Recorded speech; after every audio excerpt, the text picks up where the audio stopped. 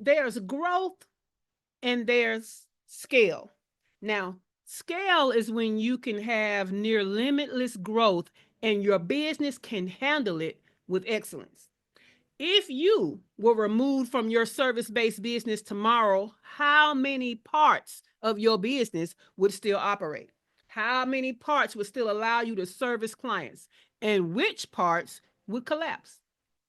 What would need to shift in your business for you to confidently say, I've built my business to scale? Well, that's what we're going to talk about today. How can I scale my business value? Expansion planning. Okay. So we're not just talking about growth, we're talking about expansion. Okay. This week's blog is what makes a business more scalable today. If you want to follow along with today's topic, let me give you that link. It is at shaycannon.com/bank. That is, oh, wait, y'all didn't get the K on that. I wonder, the K is also now. I don't even know if when you click it, would it go to it? Let me try again. Hold on, y'all. I'll give you the correct link. Shaycannon.com/bank with a K on the end this time.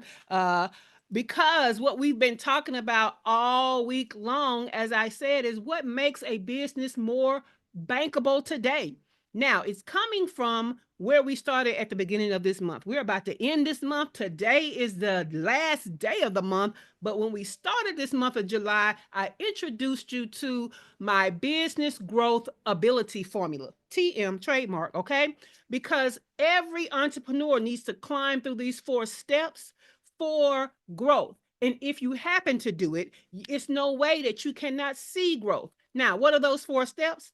It is credibility, visibility, bankability, and profitability. Okay. Now we're on what we're calling step 3, and understand that these really kind of need to go in order for you to get the benefit of each one. So, bankability is what we're talking about today. How bankable is your business? How much of it's revenue based, but it's really about worth and financial value also. Okay. Now, when you think about being bankable, I know you think about your offer, you think about marketing, you think about sales, but we went beyond that. This week, we've been talking about stuff that are impactful things, but a lot of people don't really talk about when it comes to your business growth. So the first thing we talked about was operational capacity. Now, you know, I'm an award-winning fractional COO, Chief Operating Officer. I think about capacity all the time with my clients, because if we are hitting roadblocks with our service and we can't grow, the first thing I want to look at is capacity. How many clients can we have at a time, and how do we open up that capacity to get more clients? Well, I gave you, we talked about that, and I gave you 10 strategies to calculate your operational capacity. That was on Monday, part 1. Go back to that replay if you need to see that and hear about that and learn about that. Part 2 was situating your business to have future revenue. So we talked about how can I position for ongoing revenue, future revenue positioning. That was part 2. And I gave you 10 strategies to position your business for future revenue. Go back to part 2 if you want to know more about that. Yesterday, we talked about what assets make my business valuable. Because, see, you providing a service is not actually an asset, right? An asset is something that's valuable whether you're doing something with it or not. So, your business, if all you have is a service, then your business is not making money unless the service is being provided. So, what other things can you do to make your business more valuable? Leverageable assets you can leverage that are not just a service. So, I listed 10 of those and how you can kind of leverage them. So, I listed the assets and how you can leverage those assets. So, go back to part 3, which was yesterday, for that information. Today, we're going to close out this series with how can I scale my business value? Expansion planning. Okay. Now let's get into the blog. Expansion planning is thinking about how your business could exit or expand, even if you never plan to sell it. So instantly, you could be elevated on how you run your business and how others view your business if you use an exit strategy or an expansion strategy to begin with. Okay. It shifts your business from being a short term hustle to a long term investable operation with real growth potential. So, having a clear narrative for how your business can be acquired, franchised, or scaled signals foresight and stability, which builds trust with clients, collaborators, investors, banks, everybody. Okay. When a business understands its potential end game or expansion path, it positions itself as a serious player, one that others feel confident backing because it's clearly built to outlast the founder's day to day efforts and create ongoing value. Now, let me say this a different way. That's what's in the blog. But this is how I want to tell you this. Whether you are building a business to sell, whether you are happy with the growth that you have and you don't even want to get any bigger, or whether you are building your business for an exit to be acquired or not, if you start with the end in mind, you will make different decisions than if you start with, I'm just trying to work for myself. Because, see, working for yourself could be a personal job and not necessarily a business. And so, all of you that are solopreneurs, you have, most of y'all, created a personal job. So when you build a business and you think about it being a business that can scale, you make decisions like, I know I need to hire a team. I know I need to create systems. So from the start, you don't have to hit growth obstacles to understand that that's what you need to do. You have it in mind when you start. So that's the great thing about expansion planning. The sooner you get to the point where you're thinking about being bigger and you're handling things and making decisions from that point of view, the better your business will be. All right. Now, that's enough about the blog. You know, here on the morning show, I give you more. So let me get these show notes up so I can give you some strategies for this expansion planning. Okay. Now, some of these strategies are for you just to scale, and some of these strategies allow you to scale, but also be put in a position to be acquired if you want to sell your business to someone else. Now, again, that's not everybody's dream, but some people start businesses just to grow them to sell them. Okay. Now, it's funny how Alex Hormozy is known for his content and volume of content, and he's known for helping us to grow our business, grow our leads, and all that kind of stuff. But do you understand that his real business is buying other businesses? Acquisition.com. That's his website, right? So there are businesses out here that they skip starting one and they just go buy one that's kind of doing well, and they have either the team or the expertise to grow it further. They skip starting from the beginning. So if we could put ourselves in a position to be acquired, whether you sell or not, your business is at scale.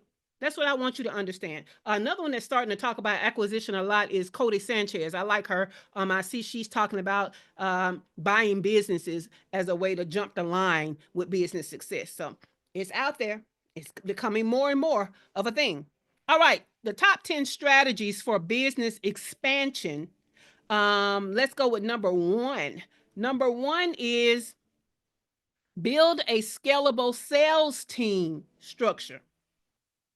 Build a scalable sales team structure. So move beyond affiliate and referral programs by developing a formal sales team with clear roles. Commission only closers, appointment setters, and even inbound lead responders is an example of a sales team. This structure allows you to expand your reach, close more deals, and increase your sales conversion rates without relying on your time and just your personal brand and reputation. So, having a repeatable team-based sales system allows, we're going to say, more potential investors, buyers, and all that. It just makes your business more valuable, right? If nobody has to come in and figure out how to sell your product to more people because it's already kind of got a system to sell, and all they got to do is grow that system instead of starting a system, that's valuable. Okay. Number two, build a team ready infrastructure. Now we're going beyond the sales team. We're looking at your whole business. Okay. So plan your internal systems, your project management, your client delivery, your communication. Okay. To create roles, ROLES, as if someone else would take over. Now, this is even if right now you're a solopreneur. You should still have in mind, I'm doing all the things, but what role would actually take care of these things? Okay. Um, Basically, this approach supports future hiring, delegation, and makes you more acquisition friendly and scalable. Okay. Number three, develop a franchise ready service model. Package your business model, including your service processes, your branding, and your marketing, so that it can be replicated in other locations or in another format. They say vertical, but let's just say if it is virtual now, then maybe we create one that could be a brick and mortar. If it's brick and mortar now, maybe we create a version that could be virtual. That's what we mean by vertical, okay? Or format. This shows potential buyers, partners that your business is ready for expansion. It also sets the way for you to expand in a different vertical if you would like, okay? Number four, launch under a multi-brand vision. Okay, this is something I started to do as soon as I got into business under this business that I have now. So position your big brand offer, okay, your big brand offers with an S, as one of several under a larger parent company umbrella. Okay, even if other offers are not built yet, you can still save a space for them under your umbrella. Because what we're doing is this future facing approach makes you look like a business with momentum and not just one offer. Now, let me explain it. Excuse me. Because I know y'all are like, I don't quite get it. Every workshop that you have ever come to or that I have ever marketed to you, every offer I have ever had has its own little ecosphere. It has its own logo, okay? It has its own brand, it has its own feel. It's very detailed out, right? Each one of them. So what I could possibly do is sell off each one of my offers as its own brand and let somebody else take it over. I could sell that to somebody. So now I want you to think about your offers. Are your offers set up to where you could sell that offer to somebody else instead of you being the one to sell it? Or are you encapsulated into every little part? Nothing is really organized. It is clearly just a part of whatever your one brand is. Start thinking a little different, okay? Let's go to the next one. The next one is number 5. Identify adjacent audiences that you can serve. Now, the funny thing about this is a lot of y'all already think about adjacent audiences, but you so busy trying to mash it under one brand and one offer, that's where you're going wrong.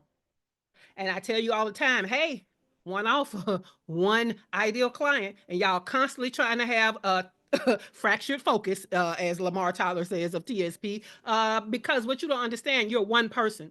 And when you fracture what you're focusing on, two different types of brands for two different types of avatars in a big way, it's going to be hard for you to grow either one of them exponentially. Okay, that was my little TI for the day, exponentially. Or, oh, no, he says expeditiously, that too. All right, so you want to find audiences that are closely aligned with your current ideal client audience who share the same core problem but differ slightly in industry, identity, or need. Okay, so expanding horizontally, going out wide, right, will allow you to have a new offer ladder that is adjacent to the current one that you have, and you will be able to grow your revenue without pretty much rebuilding the whole business model. Now, y'all have heard us talk about it before. Some of y'all in this audience that are in our members, you have, entrepreneurs as one ideal client, you have corporate America as another one. Yeah, that's fractured focus, but hey, go with it. However, what you really want to do is get really good at one of them and then expand into the other. That's what you really want to do. You want to understand that Oprah didn't start with the Oprah Network, right? She started as a talk show host, got really good at that, and then took that credibility and those skill sets to a whole network. She didn't try to be a talk show host and have a network at the same time. Okay. And that's what a lot of y'all are doing. And that's why you only got so much time in a day as a solopreneur. You can't really get either one of them off the ground really well. So keep that in mind, that having a whole different avatar like that is an expansion. Okay. Which means before you expand, you got to get what you're doing right first before you expand into something else. Keep that in mind. All right. Number 6. You can expand through certifying and training others to do what you do. As you guys know, at one time, I was looking at having a certification program for fractional COOs, right? I could teach other people how to do what I do and certify them. I have since decided I actually want to help operations assistants. And so I'm about to create that certification. You can do the same thing. There are a lot of people that look at you, want to do what you do, or even try to copy off you, and they're not doing it right. So if you created a program that was like, hey, I know you see my success. If you want to know the things that I do well and how I do them, let me teach you and let me certify you on my methods. Remember, we talked about methods and formulas, right? We talked about frameworks. This is how that comes in handy. The exact way that you do it and that you've had success with, you can teach other practitioners on how to do that. Number 7, explore local, regional, and global niches. Okay, some of us are just online worldwide. We already global, but what if you were to focus on a region, or what if you were to focus on a local area? And those that are focusing on local areas, what if you were to focus on a region, and what if you were to go global? Right, so geographic targeting isn't just for e-commerce, it's for service-based businesses too, especially when you have a service that's already online service-based business, right? So think about that. Your services can allow you to dominate a niche, expand it in a location by location. Okay. Number 8, proprietary client database insights. Now, we kind of touched on this a little bit on yesterday, but if you have an organized, detailed database, okay, past and present clients that are niched, you can use that to sell it, right? What y'all, some of you don't understand that in the big picture view, businesses buy other businesses to get more of the things that they need. So they might buy you because they need your processes and your systems. They might buy your business because they need who you have access to, because they're trying to get into it, get in good with those people. If you have created a database of potential clients and clients within a niche, uh, and I'm gonna go further. Even if it's not clients, even if you created a community, like an online community full of a whole bunch of niche people put together, that is something you can sell. Okay. I will tell you that I had a Facebook group that was for speakers. Okay. And I sold that Facebook group to a lady in my network that had a program to help speakers get more speaking gigs. And I was like, hey, I got 1,000 very niche people looking directly for what you provide. Do you want to buy this Facebook group from me? Okay. So they weren't even my client list. So guess what? If you had a client list, email list, or something like that full of niched people, somebody who need those niche people and want to sell to them will buy that list or access to that list. And that's another way to expand. Number 9, prepare your business to compete for larger contracts. Now, this is what we were talking about, where you could be doing government contracts, you could be doing corporate, you could be going, and if you go B2C right now, then you can go B2B, which means if you're going, your business to individual clients, then you can go from your business to another business. All of those things are going for larger contracts. But again, don't, don't, don't go over there playing with larger contracts, getting a bad reputation in larger spaces when you haven't done everything you're supposed to do in the space that you're in. Okay. Number 10, expand into micro niche specialization. So you might be situated in one space, but could you narrow down who within that space you could serve, right? So y'all hear me say it every broadcast day, who I serve, and it's so micro niche right now. I don't know how much more micro niche I could go. I don't know. To say you don't have a pinky toe, I don't know. All I'm saying is, whoever you're saying is your ideal client right now, what are the subsets within that could use what you offer the most? That's how you micro niche down. All right. So the question of the day, let me get this copied. We're going to put it in the studio. Let me go over here to YouTube, put the question of the day over here. Cool beans, we got that. Okay, so the question of the day, and we're going to start with Dr. LaFera in studio, is have you ever thought about selling your business as an exit plan? And then, which strategy from today seems very feasible for you for the type of expansion that you desire for your business? So everybody don't have to have an exit plan, but even if you just want to scale and get bigger with you still owning the business, which one of these strategies seems very feasible for you to help you be more scalable? So those are the questions of the day. Let me give this recap, and then we're going to start with Dr. LaFera. All right. So again, these are the top 10 strategies for business expansion. I'm not going to go into all the details. I'm just going to recap the different strategies. Number one, build a scalable sales team structure. Number two, build a team ready infrastructure. That's where you already have the roles in mind, whether you're a solopreneur or not. You know what roles do what. Number three, develop a franchise ready service model. How could you pick this business up and let somebody duplicate it somewhere else? Number four, launch under a multi brand vision. Every offer that is a big enough offer has its own branding, is its own thing. It's just under the umbrella of your company. Number five, identify adjacent audiences that you can serve. So, yeah, that could be that somebody that is not your current ideal client that also needs what you have to offer, or needs the problem solved, the same problem, but maybe solved in a different way. Think about those things. Number six, expand through certifying or training other practitioners. Okay. Or you can even certify and train your clients, really. Okay. There's a lot I could do to certify my clients to have somebody on their team to do what I do for them rather than I do it for them. They could bring in a team member to be certified by me, and then they go off and serve them instead of me. Number seven, explore local, regional, and global niches. Number eight, proprietary client base with insights. We kind of talked about it yesterday. We bringing it back up today because that's an expansion. Okay. Number nine, prepare your business to compete for larger contracts. Government, B2B, institutional, big business, corporate America. Number 10, expand into micro niche specializations. So go more niche than where you are now. So let's go to Dr. LaFera. Dr. LaFera, have you ever thought about selling your business as an exit plan? That's the first question. And the second one is, what strategy from today is very feasible for whatever your expansion plan is for your business?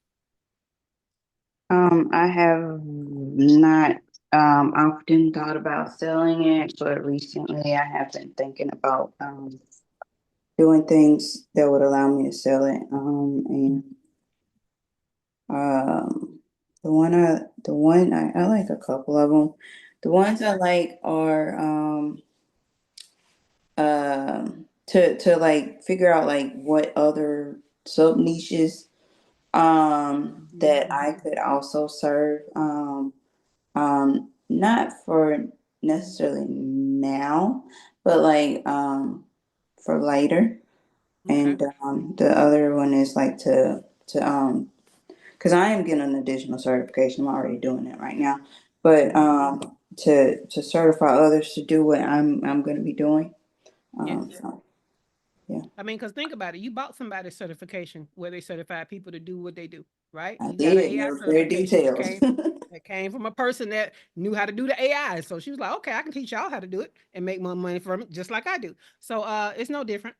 It's the same thing. All Yeah. right, let's go to Dr. Tachi. Dr. Tachi, have you ever thought about selling your business as an exit plan? Which I know you have. We've had numerous conversations, but hey, you tell the people. And which of the strategies that we talked about today is very feasible for your type of expansion plan? Yes.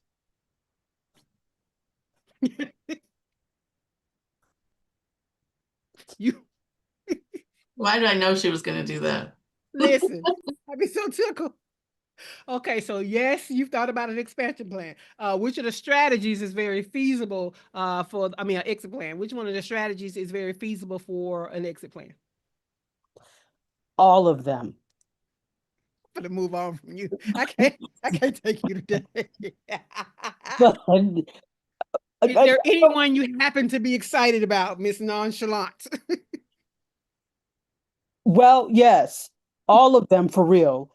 But certifying and training others to do what I do. This is interesting because Mario Armstrong had Mhm. mentioned this, when I was doing some training with him, had mentioned, well, I see a whole course structure around what you do. Mhm. So that definitely. Love it. Love it. All right. Well, let's go to Heather. We hope I got a little more pep in her step. Heather, have you ever thought about selling your business as an exit plan? And which of the strategies from today seem very feasible for your desired type of expansion plan? I thought about it a while ago when you first mentioned it to me. I think I was when I was in Mexico with you the first time. I Mm-hmm. think we talked about it then, and I had never considered it. But I haven't thought about it lately, but I feel like the team ready infrastructure would be Mm-hmm. the most beneficial strategy at this point. Yeah, and I know you've started on that, and congratulations on that. But think out the whole business, Oh like yeah, the what whole thing, like, yeah, like operations what would and that model sales. look like? What are Yep, all the roles? So yeah, yep, yep. I love that for you. All right, let's go to Shawana Kennedy, Kennedy Media. Have you ever thought about selling your business as an exit plan? That Kennedy Media, and which strategy seems very feasible for the type of expansion that you do desire? Yes, and I'm believing probably 10. Don't you 1 through start acting like 7. Dr. Tachi. That's why I was laughing because of course you always need a sales team on the in and the outside, right? Mhm. Thinking about a franchise, but then of course the multiple branding, people training, like all of the things. And I guess we did drink the same juice, because I feel all of that. Okay.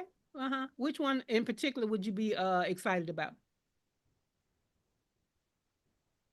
Well, if this was getting selling the business, then some of these, I don't know. But if I'm hanging around for a while, Yes. like 4, 5, and 6, training people, multi-branding different aspects of what it is that we do. Mm-hmm. Yeah, Certifying adjacent yep, audiences. Okay. yes, for sure.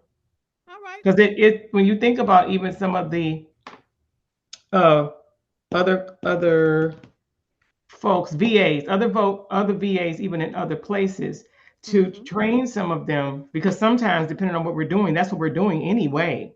Yes. We are actually teaching them. We're teaching them, and we are actually making them better to go off and require more money, and be able to require more money because we're helping them. I mean, I know that personally.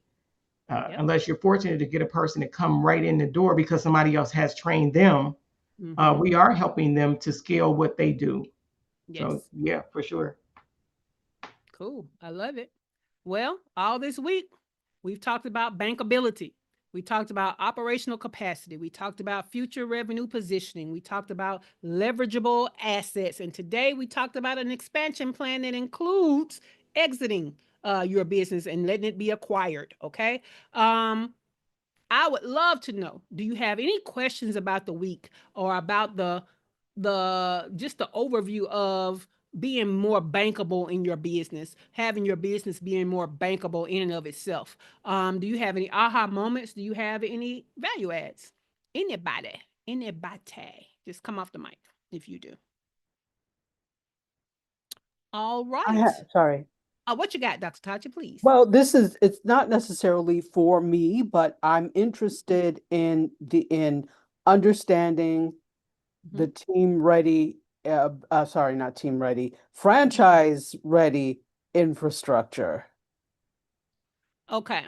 So when you think of a franchise, what you understand is when people buy into a franchise, they buy into a way of doing things that already works, that they have to follow to have the same success, right? And so what that's going to look like is the same processes, right? So that that binder of how you operate your business is probably going to be thick, right? When we talk about franchising, we're talking about branding and brand guides, how you're able to use certain things and what you can't use it for, and all that kind of stuff with the branding in and of itself. Marketing strategies. The marketing strategy may be that they have to follow your marketing, right? Or you give them instructions on how to create their marketing within certain criteria.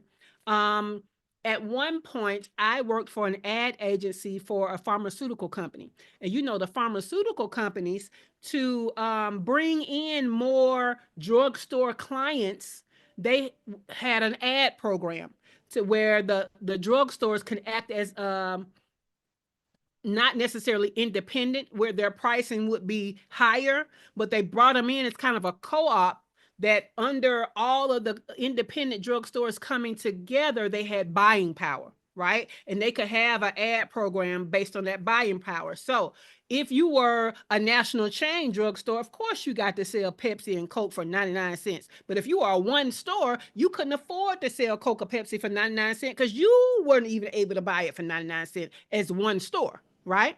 So what happened was the pharmaceutical company ran an ad department and we ran all of the marketing campaigns, and basically they had to do what we told them to do. They had to use the visuals and all of that we provided, and they could only sell the products for what we were selling that month as a part of the ad program. So that's a part of that, what could be franchising. Or you can say, hey, these are the things you're never allowed to put on sale, or these are the things that are okay to put on sale. When you're advertising, use this method, use that method. You could tell them, hey, never sell my stuff on a podcast, things like that. So when you think franchise, you're getting a ready-made business, but you got to follow all of their protocols, criterias, and requirements. Does that make sense? Yeah, yeah, no, definitely. So it's more so the processes than the business in and of itself. I It's mean, it all is of it. Because business. It's think about a all. franchise. A franchise is still, so if we're looking at Indie Soup Media being a franchise, right? It might be that Indie Soup Media franchises out to Indie Soup Media Medical, right? Indie Soup Media, another legal, okay, where all you're doing is all of the experts that have talk shows and everything of the subject matter is about medical or it's about legal. Well, it's still your name, Indie Suit. So you want your name to be represented a certain way, so they're going to have to follow all of your rules, even though it's kind of independently owned. You've licensed your name out and they have to follow the way that you do things. That's what a franchise is. Okay, that no, that definitely makes sense. And that's why I was trying to figure that out, like how that would work with Mhm. like something that I do. And so, Because basically what you have is indie soup lifestyle. You got a lot of business in there, but if you could choose to separate out and keep indie soup lifestyle, knock all us business people out and make that indie soup business, indie soup medical, indie soup legal. You see what I'm saying? You could yeah. franchise it out. And guess what? You don't really operate those. Somebody else does, but under you and under all of your rules. Okay, so it's kind of in the same way the same way NBC has affiliates, local affiliates. And so they have to play a certain Mhm. amount of NBC's Mhm. programming, but they have some leeway to do some local programming that is specific to that market. Okay. Okay. Exactly. Or go back, because look, since today is movie club night, go back to the movie we watched with Ray Kroc and the McDonald's people, the founders, right?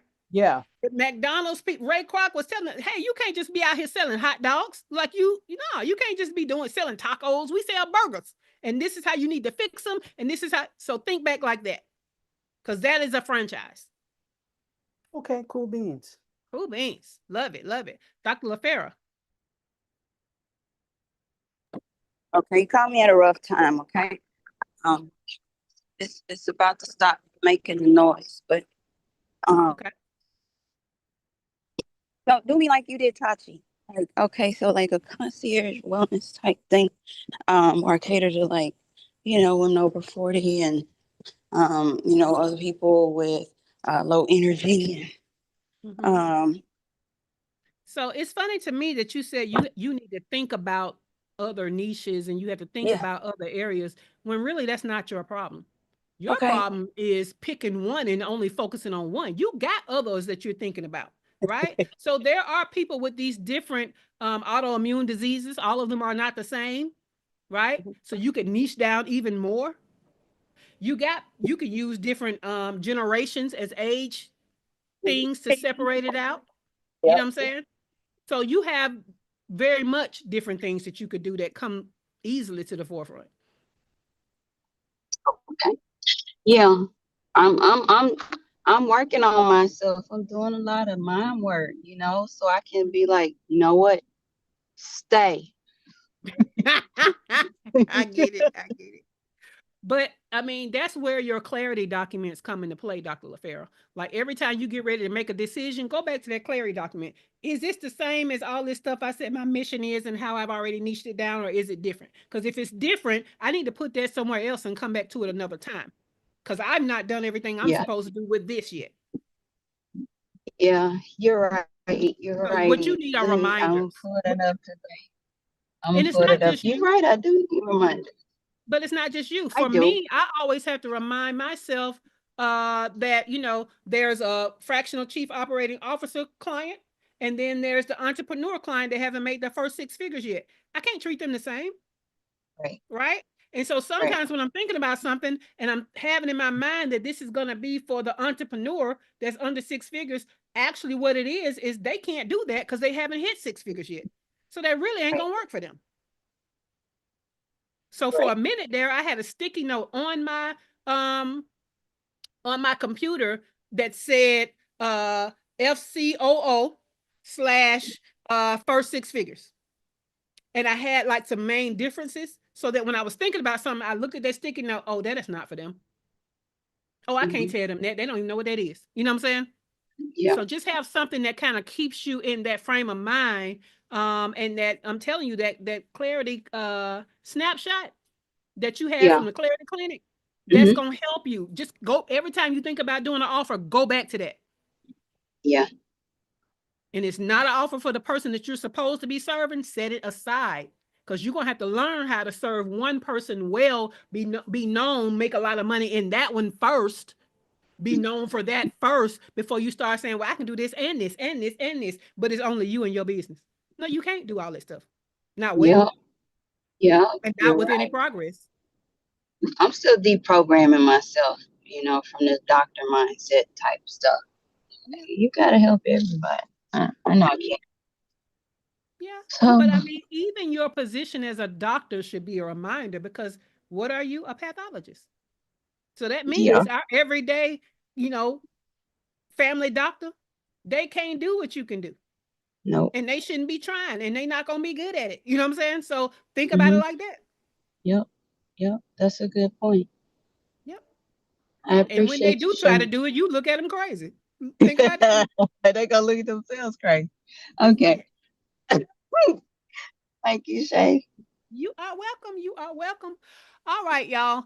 Um, The only thing that's happening this week is tonight. We have a movie club night. The movie is The Billionaire on Netflix. This is a 2 hour movie, so you can't just start at 5 o'clock. Because keep in mind, you're not going to be running it straight through. You're going to be stopping and writing notes down and all that. So it's going to take you more than 2 hours. So if you don't get a chance to watch it all, make sure you at least watch the under 10-minute recap that Dr. Tachi found for us. I put all of that in the group. It's a pinned post, so a featured post. So go find all of that information, and we're going to talk about that tonight at 7 p.m. Eastern Time. All right.